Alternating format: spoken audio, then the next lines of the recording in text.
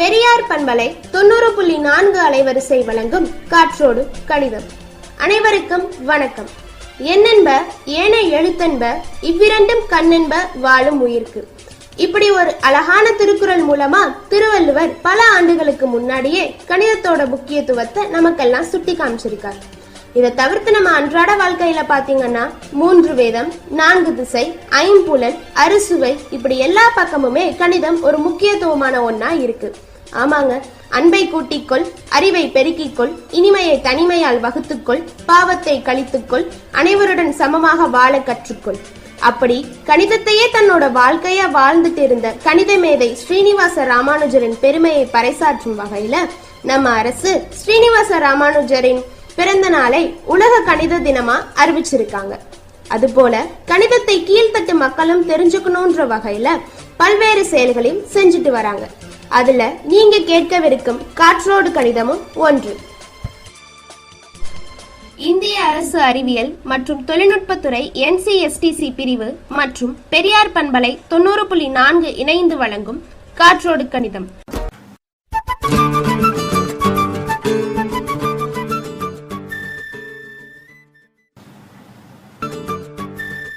நீங்கள் கேட்டுக்கொண்டிருப்பது பெரியார் சமுதாய வானொலி 90.4 காற்றோடு கணிதம் நிகழ்ச்சிக்காக உங்களோடு இணைந்திருப்பது யுவராஜ்.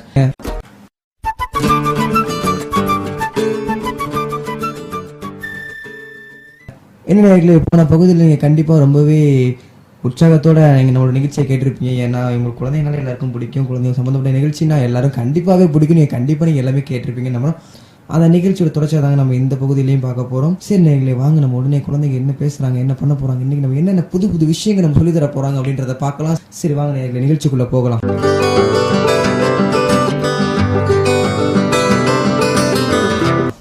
அனைவருக்கும் வணக்கம். இன்று இருக்கும் இளைய சமுதாயத்தில் புறநானூறு என்றால் யாருக்கும் தெரியாது. அந்த புறநானூற்றை முழுவதையுமே தொகுத்து உங்களுக்காக அரங்கேற்றம் செய்வதில் மற்றற்ற மகிழ்ச்சி அடைகிறேன். கரந்தை தமிழவேல் உமாமகேஸ்வர மேல்நிலைப்பள்ளி மாணவன் S. கிருஷ்ணன், 12ஆம் வகுப்பு.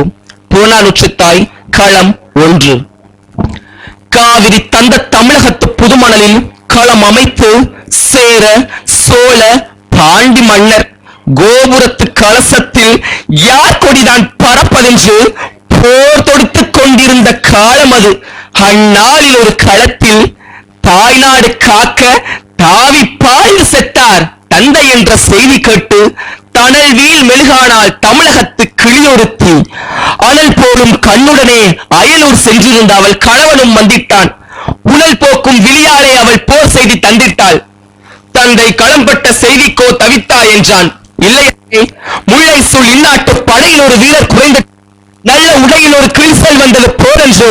இனி தடை இன்றி நுழைவரே பகைவர் என எண்ணினேன். அடைப்பட்ட கண்ணீர் அணை உடைத்தது அத்தார் என்றாள். நீ குகை விட்டு கிளம்பும் ஒரு புலியென, புகை விட்டு கிளம்பும் எரிமலையென பகை வெட்டி சாய்க்கும் வாள் எடுத்தான், சூழ்வைத்தான், சுழமுகம் தூக்கினான். சுக்கிலூர் தான் சூழ்ந்து வரும் பகை என்றான். நாடு மீட்காமல் வீடு திரும்பேன் என்றான். நங்கையோ நகை முழக்கம் செய்து நடந்திருக்க கண்ணே என்றான். திரும்பி வருவேனோ இல்லையோ, இதற்கும் இப்பொழுது ஒரு முத்தம் இந்தா திரும்பு என்றான். கொடுத்தால் பின் தொடுத்தான் பகைவர் மீது பானம். போர் போர் போர் என முழங்கிற்று முரசு ஒளி. பார் பார் பார், அந்த பங்கிலியின் உரிமையாளன் பகைவர் மீது பாய்ந்து கொள்ளும் வீரம் பார் என்று பட்டாளத்து தோழரெல்லாம் வேந்துரைத்தார். அந்த கட்டாணி முத்தாளும் கண்வழியை சிரித்திட்டான். களத்திலே அத்தானுக்கு அடுக்கடுக்காய் குவிந்து வரும் வெற்றிகளை கேட்டுவிட்டு கோட்டைகள் விடுபட்டன, எதிரின் குதிரைக்கால் உடைபட்டன, வேளப்படை முறிபட்டது, வேல்கள் பொடிப்பட்டன, என் கொற்றவன் படைகள் கொட்டும் பேரிகை கோடை இது என கேட்குது கேட்குது என குதித்திட்டாள், புதுப்பண் அமைத்திட்டாள். வீரர்கள் வந்தனர், வெற்றி உன் கணவனுக்கே என்றனர். வேந்தனின் தூதுவர் வந்தனர், வாழ்த்துகள் வழங்கினர். வீட்டோரத்து தோழிகள் வந்தனர், வெற்றி நீட்டோரை வாசித்து மகிழ்ந்தனர். அந்த அழகி ஆனந்த கண்ணீர் பொழிந்தாள். அப்போது ஏனந்த மனிதன் வந்தானோ இளவு செய்தி சொல்வதற்கு என்னருமை பெண்பாவாய். கண்ணல்ல கலங்காதே, களச்செய்தி கடைசி செய்தி கேளென்றான். அந்தோ மாவிலை தோரணம் கட்டி மனவிழா மேடைதலில் வாழ்விலே ஒன்றானும் என்று சொன்ன கண்ணாளன் மார்பிலே வேள்தா வாங்கி நல்ல சாவிலே விழுந்து விட்டான். ஆவிதார் போல புண்ணும் உயிர் வாழும் மாரணங்கு அச்சடித்த தமிழ் பதுமை கூவி அழுதான். கொத்தாத மலரிந்த குடும்பம் அதை கொத்தாமல் கொத்திவிட்ட கொடும்சாவை பழித்தாள், இழித்துரைத்தாள். இனி எண்ணம் உச்சமென்றும் கனி அழுகி போனதென்றும் பனி வெள்ளும் விழிக்காட்டி பனை வெள்ள மொழி உரைத்து பள்ளியறை கவிப்பாடும் நாளெல்லாம் அண்டானோ, இனி இது தூங்காத கண்டானோ என அழுதாள். அத்தான் புலம் கிடக்கும் களம் நோக்கி தொழுதாள். சோகத்தால் வீழ்ந்துவிட்ட அவள் காதில் வெற்றி வேகத்தால் பகைவர் தட்டும் போர் முரசம் பட்டதுதான் தாமதம். கெட்டதுதான் கெட்டது, நம் குடி முழுவதுமே பட்டொழிந்து போகட்டும் என எழுந்தாள். மட்டில்லா புகழ் கொண்ட நாட்டுக்கே அன்றி வீட்டுக்கோ வாழ்வேன் என்றால் வட்டிலினால் நாளை பார்க்கும் விதம் கண்ட தமிழ்நாட்டு மாதரசு தொட்டிலே இட்டு தான் வளர்த்த தூய செல்வன் அட்டையின்றி கல்வி கற்க ஆலமரத்தடி ஆசானிடம் சென்றிருக்கும் நினைவு கொண்டாள். அங்கு சென்றாள். அம்மா என பாய்ந்தான். அழகு முழும் மழலை மொழி அன்பு தங்கம். அப்பா தாத்தா ஊர் திரும்பினாரோ என்றான். திரும்பி வந்து சாவூர் சென்று விட்டார் என்றான். கரும்பே நீயும் வா என்று அழைத்தாள். என்ன வாங்கி வந்தார் என்றான். மானம் மானம் மானம் என்றார். அதை சுவைக்க நீயும் வருக என்றால் கொழுந்து குடும்ப விளக்கு எரிந்து கொண்டே கூறுகின்றார். எதிரிகளின் படையெடுப்பால் நம் குடும்பம் தலை உதிர்ந்து விட்ட மரமாக போனதுடா தம்பி. கவலை இல்லை, சென்றார். ஆனாலும் இந்த நிலமுள்ள வரையில் காத்தார் என்ற பெயர் பூண்டார். என் மகனே, நீயும் உன் தோளில் பலமுள்ள வரையில் பகைச்சாடு அரணிப்பாடு, இது உன் தாய் திருநாடு. உடனே ஓடு என தாவி அணைத்த தலைமகன் தன்னை சீவி முடித்து சிங்காரித்து ரத்த காவி மகனே செல்வ நோக்கி என வாழ்த்திவிட்ட திருவிடத்து காட்சி தன்னை போற்று திருமகளே. இந்த பூ உலகில் குடிசைதான் ஒரு புறத்தில் கூறிய வேள்வாள் வரிசையாய் அமைந்திருக்கும் வையத்தை பிடிப்பதற்கும் வெம் பகையை முடிப்பதற்கும் வடித்து வைத்த படைக்களம் போல் மின்னும் மிளிரும் புலியின் புகையிலே அழகில்லை, புதுமையல்ல. கிளியும் மெய்சிலிருப்பும் கீழிறங்கும் தன்மையும் தலை காட்டா மானத்தின் உறைவிடம் மரவன் மாளிகை. இல்லத்து வாயிலே கிண்ணத்து சோற்றோடு வெள்ளத்தை சிறு கலந்து வயிற்றுக்குள் வழி எழுப்ப பொக்கை ஆயுதத்தை திறந்து குடியெண்ணம் எடுத்து போட்டால் பெருநரை கிழவி ஓட்டி ஓடி வந்தான் ஒரு வீரன். ஒரு செய்தி பாட்டி ஆடி வந்த சிறுமி போல் பெருமூச்சு வாங்குகின்றாய். ஆண்மகனா நீ தம்பி? மூச்சுக்கு மூச்சு இடைவேளை ஏற்படட்டும், பின் பேச்சுக்கு துவக்கம் செய் என்றால் அந்த கிண்டலுக்கு போர்வோன கிழத்து தமிழச்சி. வேடிக்கை நேரம் இதுவல்ல பாட்டி, உன் வாடிக்கை கேளியை விட்டுவிடு, மடிந்தான் உன் மகன் களத்தில் என்றான். மனமொழிவு நின்றால் அந்த தாய் கிழவி அக்கணமே தாயம் மாடுகையில் காய்களை வெட்டுவதுண்டு. களமும் அதுதான். காயம் மார்பிலா முதுகிலா கலருமா என்றான். முதுகில் என்றான். கிழவி பிடித்தனல், இளவம் வெடித்தனல், வாழை எடுத்தனல், முளவு ஒழித்த திக்கை நோக்கி முடிக்கினார் வேகம். கோழைக்கு பால் கொடுத்தேன், குப்புற வீழ்ந்து கிடக்கும் மூளைக்கு பெயர் போர் வீரனாம். முன்பொரு நாள் பாய்ந்து வந்த ஈட்டிக்கு பதில் சொல்ல மார்பை காட்டி சாய்ந்து கிடந்தார் என் சாகாத கண்ணாளர். அவருக்கு பிறந்தானா? அடடா, மானம் எங்கே? குட்டி சுவருக்கும் கீழாக விழுந்துபட்டான். இமய மரபிலே வீரம் சிரிக்கும், இங்கு வீணை நரம்பிலே இசை துடிக்கும். அதுவும் மானம் மானம் என்ற முழக்கம். மச்சார்க்கும் மண்டியிட்டு வாழ்கின்ற மானமற்றவன் ஏடா மரத்தமிழ் குடியிலே மாசு தூய் விட்டாய். மார்பு கொடுத்தேன், அடிமையில் வளர்த்தேன், தின்று கொழுத்து திமிர்ப்பாய்ந்த தோள்கள் எங்கே? துணவெடுக்கவில்லையா? அந்தோ பகைவர் வேலுக்கு வழி சொல்ல வகையற்ற கோழையே, என் வீரப்பாலுக்கு வழி சொல்வாய் என கதறினாள் என்பதை இலை கிழவி சென்றென்று செறிமுறையில் சிதறிக் கிடந்த செந்தமிழ் காளைகளை திரும்பி பார்த்தாள். அங்கு நந்தமிழ் நாட்டை காக்க ஓடிச்சு ரத்த வெள்ளம் புனக்குவியலிலே பெரும் மூச்சிவான் நடந்தாள். மனப்பந்தலிலும் மகிழ்ச்சி இல்லை, மகன் பிறந்த போதும் மகிழ்ச்சிக்கு எல்லையுண்டு. அவன் இறந்து கிடந்தான் ஈட்டிக்கு மரபு காட்டி. இதை கண்டால் இதயம் குளிர்ந்தாள். எதை கண்டாலும் இனி கவலை இல்லை, என் மகன் வீரனாய் இறந்தான் என்றாள். அறுத்தறிய இருந்தேன் அவன் குடித்த மார்பை. அடடா, கருத்தறிய பொய் சொன்ன கயவன் எங்கே? வாள் இங்கே, அவன் நாக்கெங்கே? வாய்ப்பளித்தமைக்கும் நன்றி கூறி விடைபெறுகிறேன். நன்றி, வணக்கம்.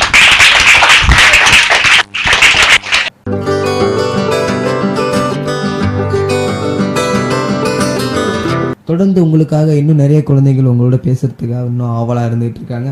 சரி நேர்களே, அதுக்கு முன்னாடி நம்ம ஒரு சின்ன பிரேக் போயிட்டு இருந்தோம். தொடர்ந்து இணைந்திருங்கள். நீங்கள் கேட்டுக்கொண்டிருப்பது பெரியார் சமுதாய வானொலி 90.4 காற்றோடு கணிதம்.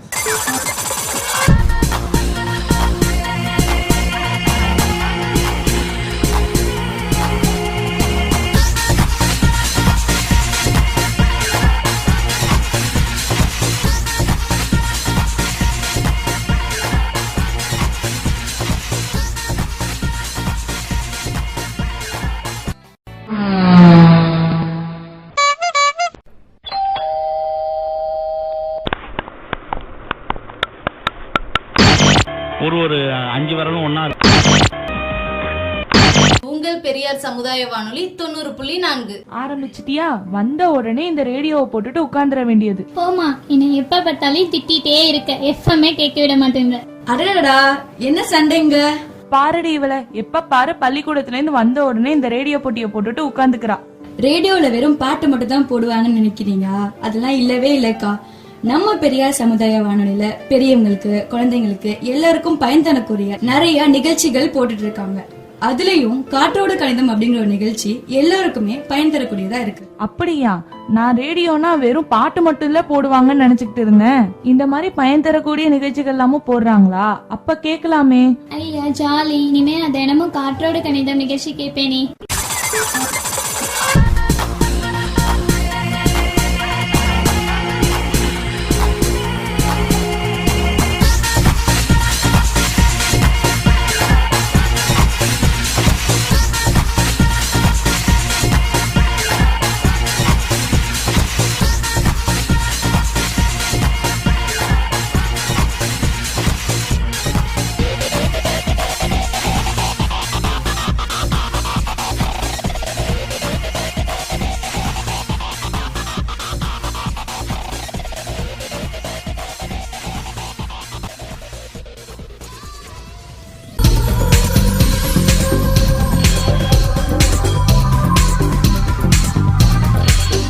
தொடர்ந்து இணைந்தே இருங்கள். இது உங்கள் பெரியார் சமுதாய வானொலி 90.4.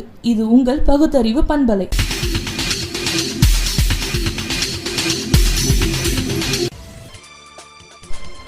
இந்திய அரசு அறிவியல் மற்றும் தொழில்நுட்பத்துறை NCSTC பிரிவு மற்றும் பெரியார் பண்பலை 90.4 இணைந்து வழங்கும் காற்றோடு கணிதம்.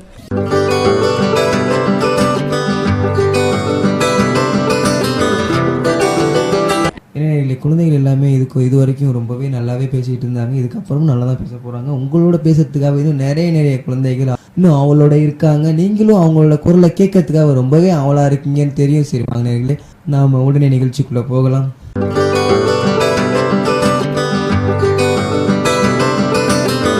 என் பெயர் பாரதி கண்ணா. நான் தாமரை பன்னாட்டு பள்ளியில் 10ஆம் வகுப்பு படிக்கிறேன். வணக்கம். தென்பொதிகை சாரலிலே பிறந்து வந்து மன்னவர்தமும் மணிமுடியும் வணங்க வாழ்ந்து வைகையிலும் காவேரியிலும் ஓடி விளையாடும் என் தாய் தமிழை வணங்கி என் உரையை ஆரம்பிக்கிறேன்.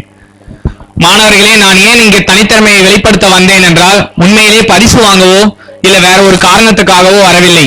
நான் உண்மையிலே சில விஷயங்களை உங்களிடம் பகிர்ந்துக்க ஆசைப்பட்டேன். அதற்காக தான் உங்களிடம் உரையாட ஒரு 2 நிமிடம் அவகாசம் கேட்டு இங்கு வந்துள்ளேன். எனது தலைப்பு என்னவென்றால், நம் நாடு செல்லும் போக்கு. மோடி இப்பொழுது ரீசெண்டாக ஒரு திட்டத்தை அறிமுகப்படுத்தியுள்ளார். அது என்ன திட்டம் என்று யாருக்காவது தெரியுமா? அதற்கு அர்த்தம் யாராவது கூற முடியுமா?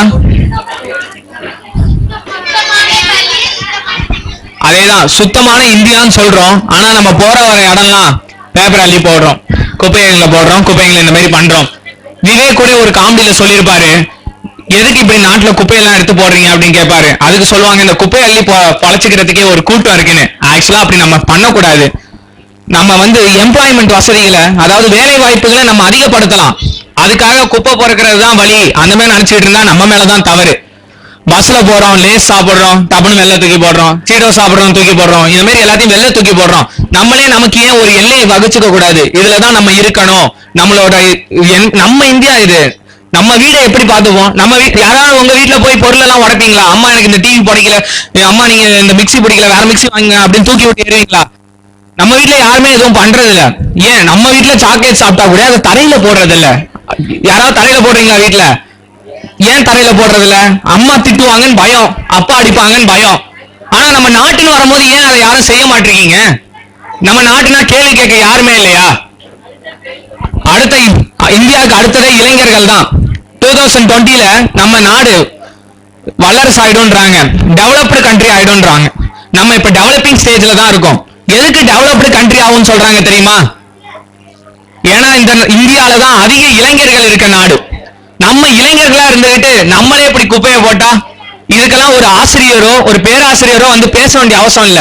நம்ம தான் இதை பத்தி விழிப்புணர்வு பரப்பணும். எத்தனையோ கிராமங்கள், உங்க எல்லாரும் சொந்த ஊரும் ஒரு கிராமம் தானே. இங்க இருக்கவங்க நிறைய பேர் சொல்லுவீங்க என் சொந்த ஊர் ஒரு கிராமம் தானே.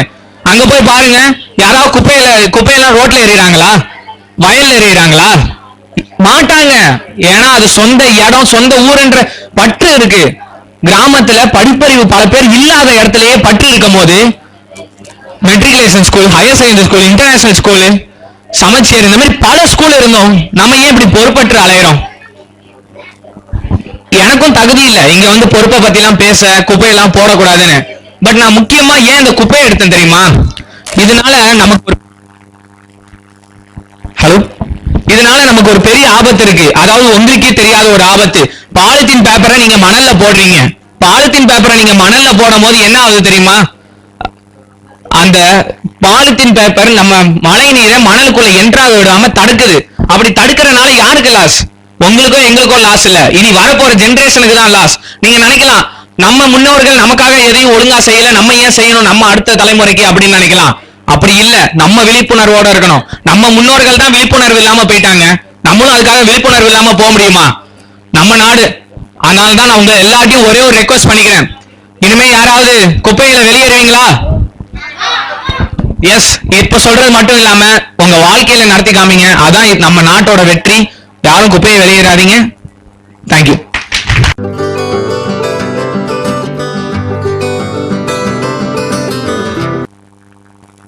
நேரம் ஒதுக்குங்கள், அது இதயத்தின் இசை. சிந்திப்பதற்கு நேரம் ஒதுக்குங்கள், அது சக்தியின் பிறப்பிடம். விளையாட நேரம் ஒதுக்குங்கள், அது இளமையின் ரகசியம். படிக்க நேரம் ஒதுக்குங்கள், அது அறிவின் ஊற்று. நட்புக்கு நேரம் ஒதுக்குங்கள், அது மகிழ்ச்சிக்கு வழி. தியானத்திற்கு நேரம் ஒதுக்குங்கள், அது தெளிவுக்கு வழி. உழைப்பிற்கு நேரம் ஒதுக்குங்கள், அது வெற்றிக்கு வழி. தேங்க்யூ. தேங்க்யூ.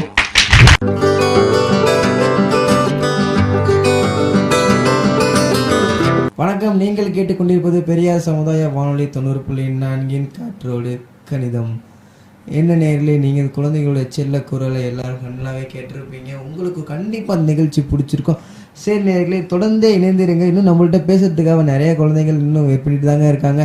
அதுக்கு முன்னாடி நம்ம ஒரு சின்னதாக ஒரு பிரேக் விட்டுதெல்லாம். தொடர்ந்தே இணைந்தீர்கள். நீங்கள் கேட்டுக்கொண்டிருப்பது பெரியார் சமுதாய வானொலி 90.4 காற்றோடு கணிதம்.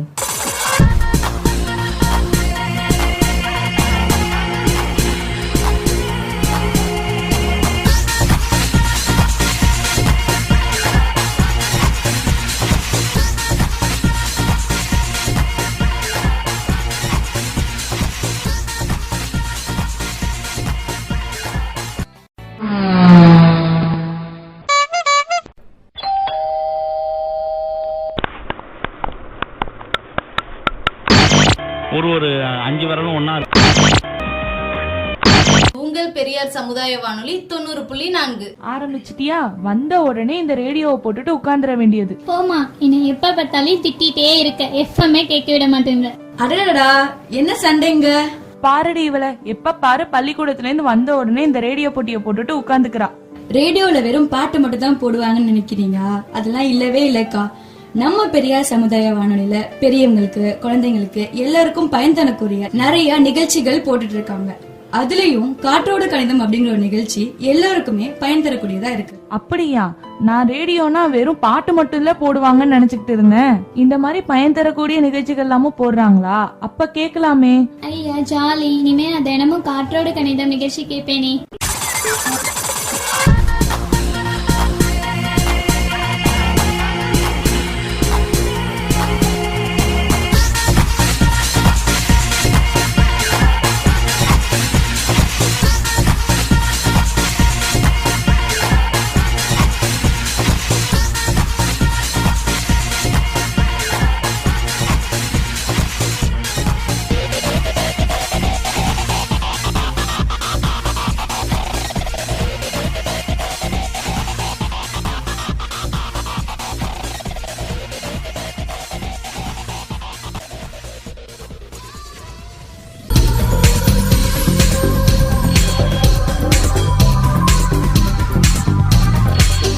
தொடர்ந்து இணைந்தே இருங்கள். இது உங்கள் பெரியார் சமுதாய வானொலி 90.4. இது உங்கள் பகுத்தறிவு பண்பலை.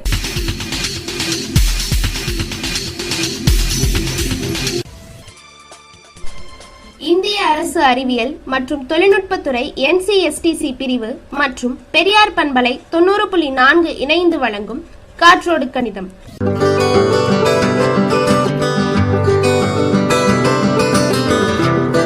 வணக்கம் நேயர்களே, நீங்கள் கேட்டுக்கொண்டிருப்பது பெரியார் சமுதாய வானொலி 90.4 காற்றோடு கணிதம்.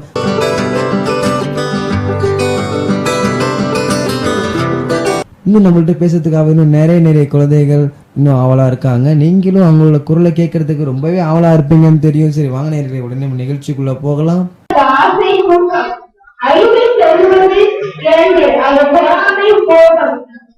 தவிர்க்க முடியாதது 2, அது பசி தாகம். தானாக வருவது 2, அது இளமை மூக்கு. வராதது 2, அது நாணம் நீர். எல்லோருக்கும் சமமானது 2, அது சிறப்பு இறப்பு. நன்றி, வணக்கம்.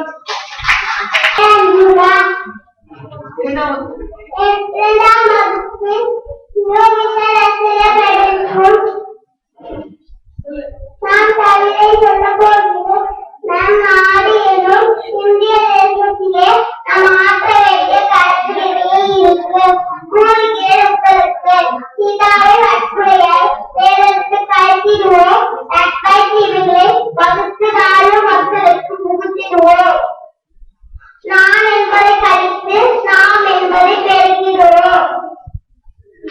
ஒற்றுமை உணர்வை ஒன்றுபட்டு கூட்டிடுவோம். தமிழர் உணர்வை பெருக்கிறோம் என்றும் தமிழர் உணர்வை பெருக்கிறோம்.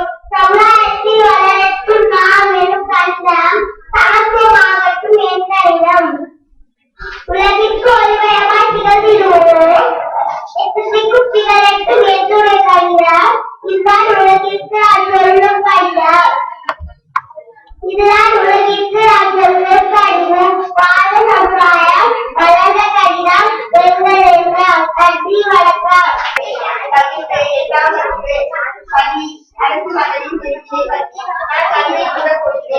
அறிவையும் மாற்றலையும் சேர்த்தது.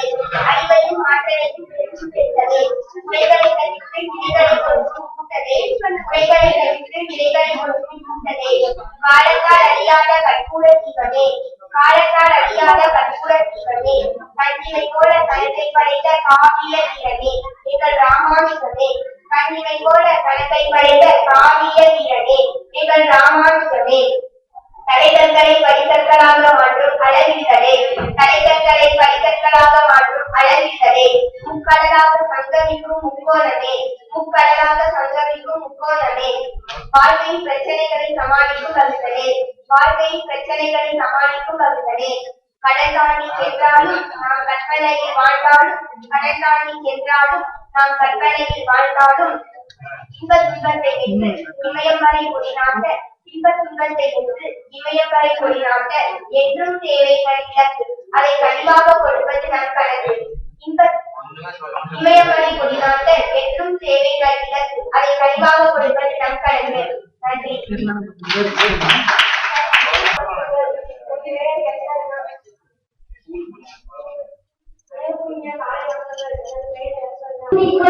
அறிவன் பெருக்கிகள்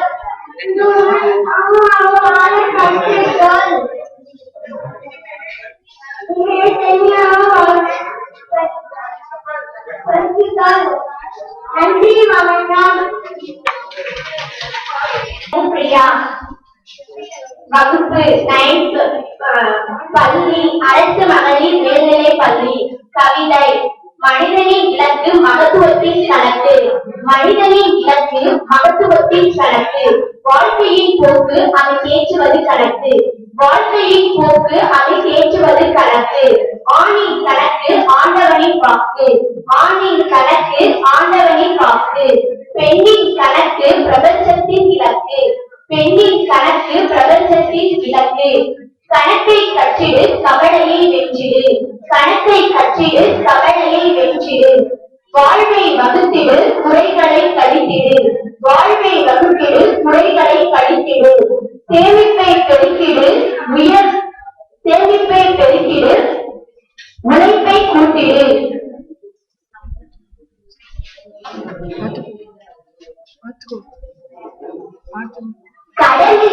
வெற்றிடு, கணக்கை கச்சிதமாக வைத்திடு. கவிதை. எண்ணும் எழுத்தும் கண்ணென தகும், பார்வை இல்லையேல் பாடும் இல்லை.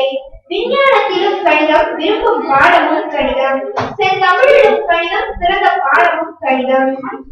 வாழ்க்கையே ஒரு கணக்குத்தான். கூட்டல், கழித்தல், பெருக்கல், வகுத்தல் எல்லாம் உண்டு இங்கே. சிலர் உறவுகளை கழித்து உடைமைகளை பெருக்கிக் கொள்கின்றனர். சிலரோ உறவுகளை பெருக்கிக் கொள்வதில் வாழ்க்கை என்னும் கடலை கடக்க தெரியாமல் தத்தளிக்கின்றனர். வெளுக்கும் முருகாய் தன்னை கழித்து கொண்டு பிள்ளை பாக்கத்தை பெருக்கினால் அது தாய்மை உணர்வு தெரிகிறது. உண்மைகளை கழித்து பொய்களை வாக்குறுதிகளாய் பெருக்கினால் அது தேர்தல் கருத்து தெரிகிறது. மறுமையை கழித்து அறிவை பெருக்கு, நீ பெரியாராவாய். அரசியல் வாழ்வில் பகட்டை கழித்து எளிமையை கூட்டு, நீ காமராசராவாய். சுயநலத்தை கழித்து தொண்டுள்ளத்தை பெருக்கு, நீ தெரசாவாக ஆவாய். சோம்பலை கழித்து உழைப்பை பெருக்கு, நீ லிங்கனாவாய். மொத்தத்தில் நேசத்தை கூட்டி நேர்மையை பெருக்கு, களவு, பொய், வஞ்சம் எல்லாம் கழித்து அறிவு காட்டும் வழியில் உழைப்பில் திளைத்து வல்லவனாய் வாழ்வை வகுத்து வாழ்ந்துப்பார். நீதான் கடவுள். பூமி உன் கைகளில் சுற்றும், வானம் உனக்கு வாழ்த்து மடல் வார்த்தைக்கும், காற்று உனக்கு வந்து சேவகம் செய்யும், காவிலும் தீயுனை கண்டு அஞ்சும். நீர் மழையால் வந்து உன் மனதை குளிர்விக்கும். வங்கி கணக்கா வாழ்க்கை கணக்கு இல்லை நியாய கணக்கு, அதனை கணித முறைப்படி வாழ்ந்திருப்பார். நீயும் ஆவாய் வெற்றியாளனாய். நன்றி. காலை வணக்கம். என் பெயர் மு. ஆஷா மகேஷ். நான் கிறிஸ்து பன்னாட்டு பள்ளியில் 8ஆம் வகுப்பு படிக்கிறேன். இயற்கையை வணங்கி என் கவிதையை உங்கள் முன் சமர்ப்பிக்க வந்துள்ளேன். நான் கவிதையில் எடுத்துக்கொண்ட தலைப்பு பூஜ்ஜியம். உன் மதிப்பு தெரியவில்லை, உன் மதிப்பு தெரியவில்லை. தனியாய் நீ நின்றால், தனியாய் நீ நின்றால், அதை என்னோடு சேர்ந்து விட்டால், உன்னிடம் வேறு எங்கோ, கடவுள் போல் உன்னுருவம் பல, ஆங்கிலத்தில் யோ ஆனாய், தமிழில் நீ சுழியமானாய், கணிதத்தில் நீ வட்டமானாய், வட்டத்திற்குள் விட்டமானாய். எங்களுக்கும் நீ கற்றுக் கொடுத்தாய். வாழ்க்கையோடு வட்டமில்லை. நன்றி, வணக்கம். காலை வணக்கங்கள்.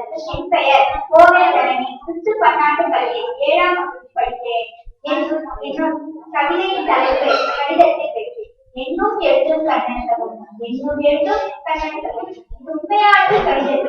உண்மையான கடிதத்தில் எண்ணிற்கு ஏற்ப எழுதானது, எழுத்திற்கு ஏற்ப எண்ணானது. அதுவே நாம் என் கடிதமாக. தாய் தந்தை உற்றாருடன், இப்படி நம் சொந்தங்கள் கூட்டலாக, தேவையில்லா பந்தம் அது கழித்தலாக, நற்பண்புகள் பல கற்போம் அது பெருக்கலாக, தேர்ந்தெடுப்போம் சரியான பாதை அது வகுத்தலாக, பயனின்றி கற்போம் இனி கணிதத்தை, வெல்வோம் நாடு வெற்றி நமக்கே. நன்றி. அனைவருக்கும் வணக்கம். என் பெயர் எஸ்.ஆர். சுபாஷ்.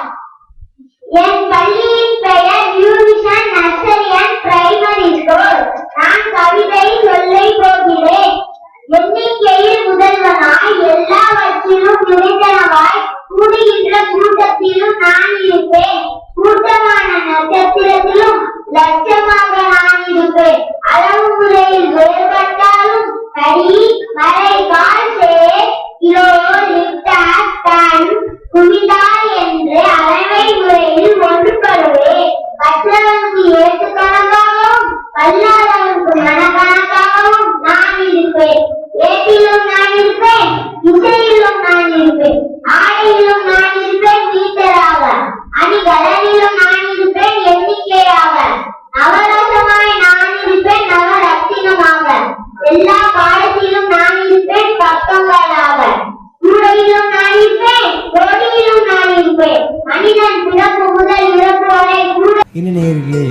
இன்றைய நிகழ்ச்சி உங்களுக்கு கண்டிப்பாக பிடிச்சிருக்குன்னு நான் நம்புகிறேன்.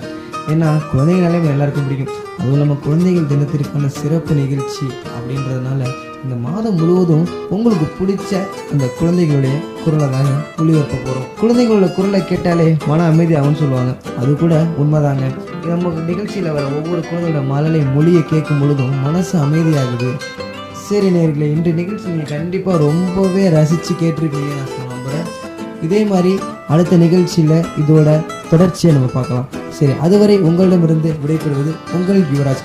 கேளுங்க கேளுங்க, கேட்பதை சிந்தியுங்கள், சிந்திப்பதை செயலாற்றுங்கள், செயலாற்றுவதை வாழ்வாக்குங்கள். நீங்கள் கேட்டுக்கொண்டிருப்பது பெரியார் சமுதாய வானொலி 90.4 காற்றோடு கணிதம்.